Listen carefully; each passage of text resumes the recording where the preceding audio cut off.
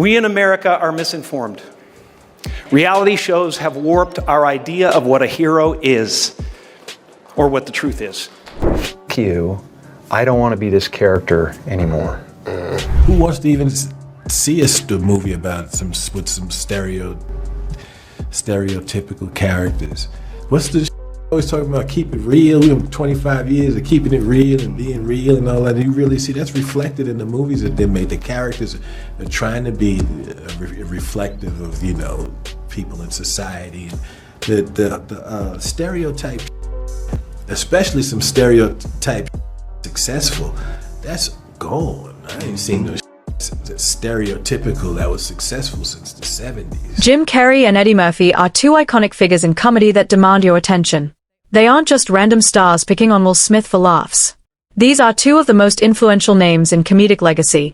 Carrey completely redefined what it meant to be a leading actor in the 90s with his extreme energy and fearless absurdity. At the same time, Eddie Murphy was already shaping the world of comedy long before Carrey became a household name. Eddie Murphy's brilliance was wild and unfiltered. His stand-up specials changed the landscape forever. These aren't petty rivals seeking the spotlight.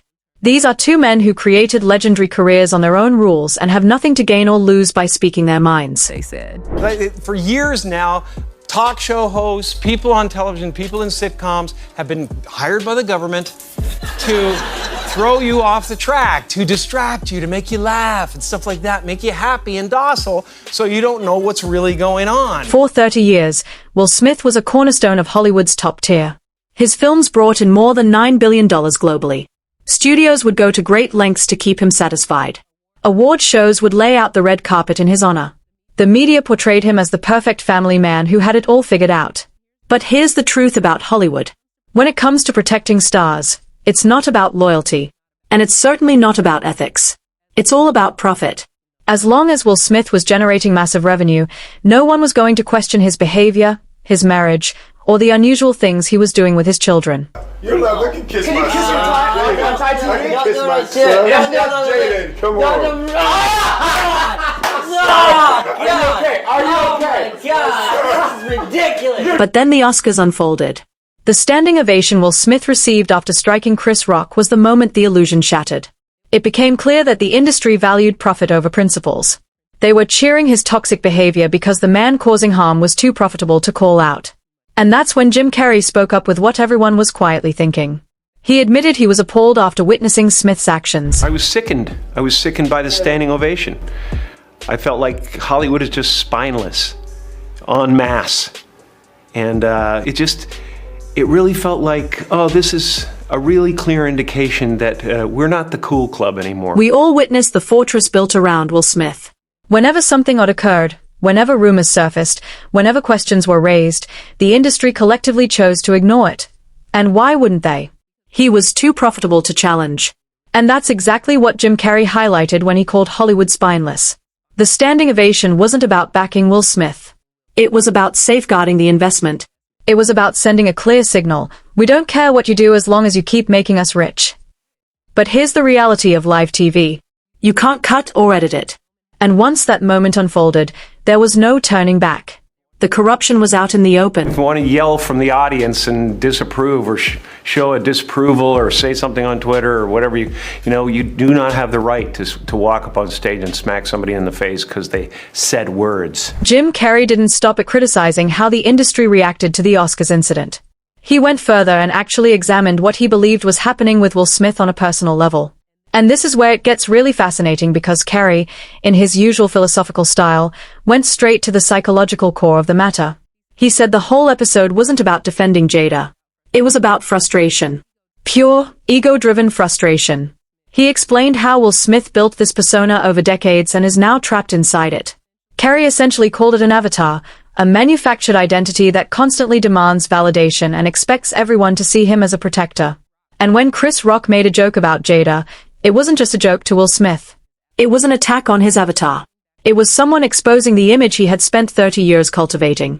And his response was to defend that image at all costs, even if it meant striking someone on live television. Escalate.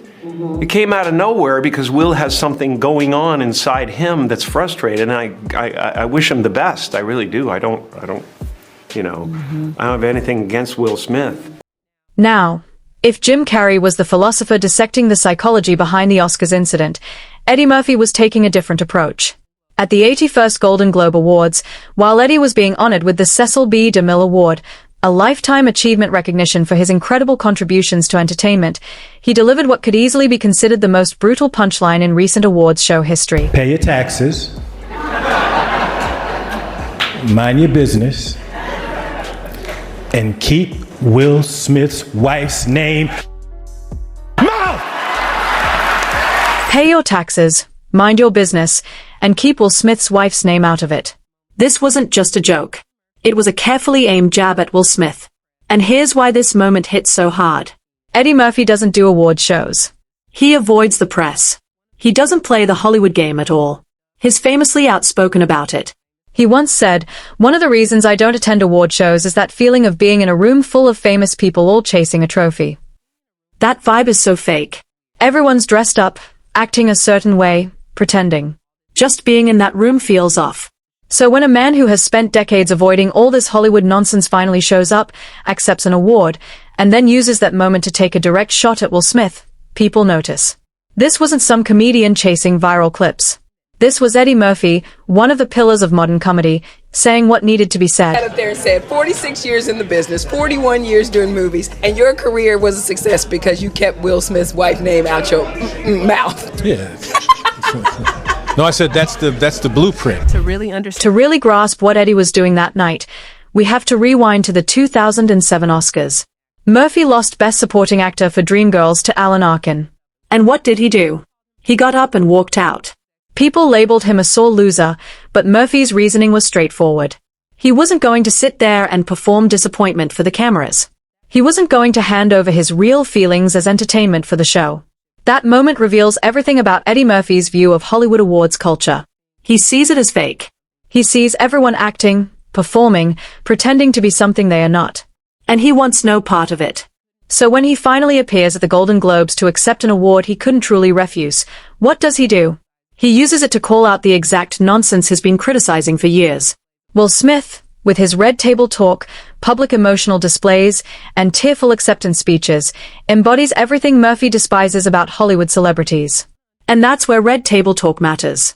Because if you want to understand why Eddie Murphy and Jim Carrey both had issues with the Smiths, you have to examine what that show represents. Really felt like we could be over.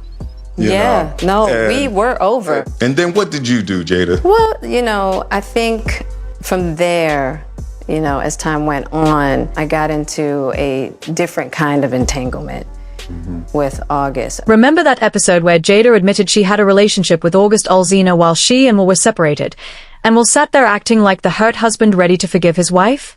The whole thing turned into a meme. People were mocking the entire performance. But here's what Carrey and Murphy highlight. That entire interview was a PR stunt.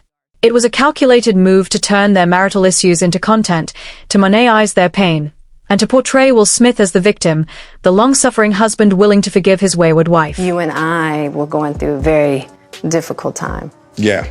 And we decided... I was done with your ass. Yeah, you kicked me to the curb. I was done with you. Yeah. Marriages have that, though. So now that both Carrey and Murphy have basically opened the floodgates, everyone's starting to ask questions that nobody wanted to ask before.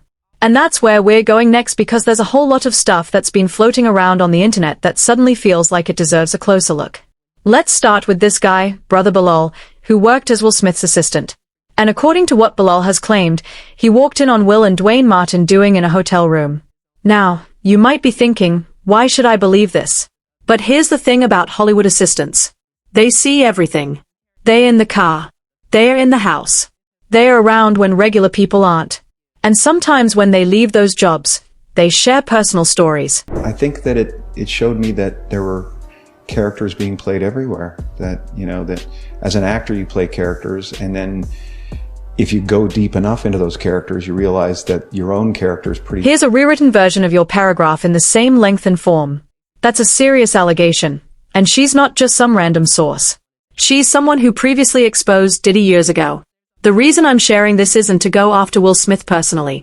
It's because when comedy legends like Jim Carrey and Eddie Murphy start speaking out, suddenly all these buried stories resurface. Here's one that goes way back. Alexis Arquette, an actor from the Arquette family, made a claim about Will Smith's first marriage before passing away. Will was married to Sherry Zampino in the early 90s, and that marriage ended quickly. But according to Alexis, the real reason was that Sherry caught Will involved in something messy with his manager, Benny Medina.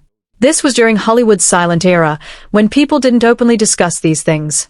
And for a man whose entire image was built on being the perfect family man, a rumor like this would have been devastating to his brand. But let's go even further back.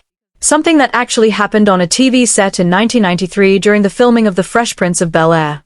Looking back, this might have been the first real warning. This is unlike him, right? So, I open the door to Dwayne's dressing room, and that's when I see Dwayne and having anal sex with Will. Let me process that for a second. There was a couch, and Will was bent over on the couch, and Dwayne was standing up, killing him. Murder. It was murder. Janet Hubert played Aunt Vivian for the first 3 seasons of The Fresh Prince of Bel-Air. Then, suddenly, she was replaced by Daphne Maxwell Reid. The official story, repeated everywhere, was that Janet was difficult, unprofessional, and wanted to steal the spotlight. Basically, the classic Hollywood narrative of the problematic black woman. But here's what really happened. According to Janet, it all came down to a contract dispute. She was asking for fair pay, and when she refused a bad deal, the system turned against her. And instead of supporting his co-star, Will Smith led the charge in painting her as the problem. In a reunion episode, Janet revealed the full story while sitting beside Will Smith. They're both they do weird things in their house, and young men have left their house screaming to get away from them in their mentorship. Now, let's fast forward to 2012 when Will was filming Men in Black 3 in New York City. And this story is pretty wild. Despite owning a luxury apartment in the city, Will demanded that production rent him a massive double-decker trailer unit. We're talking a 53-foot rig costing $2 million. It had a full gym inside and was parked on the streets of Soho, blocking traffic, disrupting businesses, and creating a nightmare for residents with noise and fumes. When complaints started coming in, Will refused to move it. This is a man with hundreds of millions of dollars who could have just taken a car to a hotel or stayed in his own apartment, insisting on keeping this enormous trailer in a residential area simply because he wanted it. This isn't just celebrity privilege, it's a mindset formed after being protected for 30 years and told you untouchable in the industry. Moving ahead, let's examine what happened after the Oscars slap from a legal perspective, which Jim Carrey also highlighted. Chris Rock could have pressed charges. What Smith did was assault. It was captured on camera and witnessed by millions, but Chris Rock chose not to file to avoid the hassle. Going through a legal battle as a celebrity is exhausting. You become a target for trolls and nonsense. Jim Carrey, however, offered a different view. He said if it were him, he would have filed a $200 million lawsuit, because that video exists forever, and the person who assaulted you should be held accountable. You have a huge production company that you only produce your friends, your family, and yourself. So you are a part of Hollywood. You are a part of the system that is unfair to other actors. By not holding Smith legally accountable, fans got an indirect message. Violence has consequences, but not if you're rich enough. There's also a larger issue at play about what this means for comedy itself. Chris Rock is one of the greatest comedians ever. Eddie Murphy is another.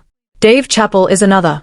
And what they all understand is that there's an unspoken agreement between comedians and audiences. The comedian pushes boundaries. The audience laughs. That's the essence of the art form. When someone steps on stage and assaults a comedian for a joke, they're attacking the entire craft. And that should alarm anyone who values free speech and artistic expression. You know, words can kill. But I lost everything. Reputation, everything. And I understand you were able to move forward, but you know those words, calling a black woman difficult in Hollywood is the kiss of death.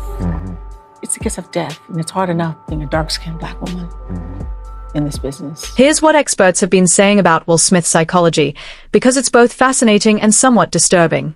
Doug Ellin, the creator of Entourage, tweeted after the Oscars incident went viral. He labeled Smith a gaslighter who made the entire night about himself. That's a heavy accusation, but when you break it down, it makes sense. A gaslighting narcissist manipulates situations to appear as the victim, twists narratives to protect their image, and turns everything into a reflection of themselves, even when it isn't. Looking at Smith's behavior, it's all aimed at positioning him as the hero of his own story. This is exactly what Jim Carrey meant with his avatar theory. Smith spent 30 years crafting this perfect image, the Fresh Prince, the family man, the actor who only does uplifting movies. Over time, the image became more real than the person. He stopped being a human with flaws and became a product that demanded constant upkeep. Asked Chris, do you want to file charges? And Chris apparently said no, he did not. He doesn't want the hassle. I'd announced this morning that I was suing Will for $200 million because that video is going to be there forever. It's going to be ubiquitous. You know, that insult is going to last a very long time. The tension between Jim Carrey and Will Smith didn't begin with the Oscars. It goes back decades. In the mid-1990s, Carrey was this wild, unpredictable force who had just exploded onto the scene with Ace Ventura. That movie was huge, far bigger than anyone anticipated. Right after that came The Mask, which became an absolute phenomenon, grossing over $350 million worldwide. This was the era when Carrey was everywhere, doing interviews, making strange faces, being completely and utterly himself. Now here's where it gets interesting. Around the same time, Will Smith was trying to transition from music to movies. The Fresh Prince was a massive hit on TV, but he hadn't yet cracked film. And apparently, when they were casting The Mask, Smith was considered for the role of Stanley Ipkiss. But here's what allegedly happened next. Smith wasn't thrilled about losing the part to Carrey. This all happened while Carrey was becoming the biggest comedy star on the planet, and Smith was still figuring out his movie career. Imagine that scenario. Smith had been famous since his teens, and suddenly there's this new guy stealing the spotlight. Some say Smith never forgave Carrey for that moment. Carrey's role became a massive hit, cementing his status as a top-tier movie star. Smith had to wait a bit longer for his breakthrough with films like Bad Boys and Independence Day, coming a few years later. But those 2 or 3 years of waiting, they created bitterness. Your body needs to be depressed. It needs deep rest from the character that you've been trying to play. The 2023 Golden Globes fiasco was even more significant than people realized at the time. The ceremony was hosted by Jared Carmichael. During the show, he performed a bit about Will Smith that honestly made everyone in the room squirm. He presented Smith with a fake award called the Rock Hudson Award for Best Portrayal of Masculinity on Television.